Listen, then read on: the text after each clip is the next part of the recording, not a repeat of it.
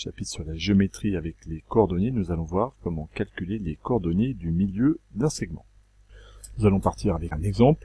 Je propose de placer dans un repère qui va apparaître là deux points A et B, tels deux coordonnées 3, 5 et moins 1, 1, et d'essayer de placer le point M milieu du segment AB et d'en lire les coordonnées. Voilà donc le repère qui est ici représenté. Nous avons le point B, le point A. Nous pouvons tracer le segment AB avec le logiciel de géométrie dynamique et le logiciel nous permet de déterminer le milieu ou le centre, donc ici le milieu de ce segment-là. Il me donne un point que nous appelons M. On peut lire graphiquement les coordonnées du point M. Ici, on va lire 1 et 2. La question est de savoir, à partir des coordonnées des points A et B, comment trouver directement les coordonnées du point M. Dans la figure que nous venons de tracer, on se rend compte que l'abscisse du point M1 est exactement au milieu des deux abscisses trouvées, des deux abscisses de A et de B. L'abscisse de M1 est exactement au milieu entre 3 et moins 1. Déterminer le nombre là qui est au milieu, c'est en fait déterminer la moyenne.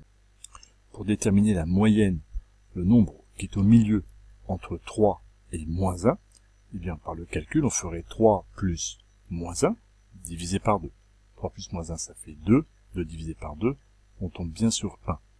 Et là, il s'agit bien d'une moyenne. Lorsque vous avez deux notes, un 8 et un 12, vous déterminez la moyenne. Vous faites un 8 plus 12, qui fait donc 10. Et la moyenne obtenue, 10, est bien le nombre qui est au milieu, entre 8 et 12. Ici, là, on a donc fait ce qu'on pourrait appeler la demi-somme, l'abscisse du point A plus l'abscisse du point B, et cette somme divisée par 2 pour déterminer l'abscisse du point M. Et si on observe pour les ordonnées, il va se passer exactement la même chose. L'ordonnée du point M qui est là est exactement au milieu des deux ordonnées des points A et B. Du coup, pour déterminer l'ordonnée de M, on pourra faire de la même façon la moyenne des ordonnées des points A et B, soit 5 plus moins 1 divisé par 2. 5 plus moins 1, ça fait 4, divisé par 2, 2. La première observation que nous avons faite, c'est de dire que l'abscisse de M est au milieu de l'abscisse de A et de l'abscisse de B. Remarque, il porte aussi sur les ordonnées. L'ordonnée de M est au milieu de l'ordonnée de A et de l'ordonnée de B. Du coup, on peut conclure que les coordonnées du point M, milieu du segment AB, eh bien, sont exactement la moyenne des coordonnées respectives des points A et B.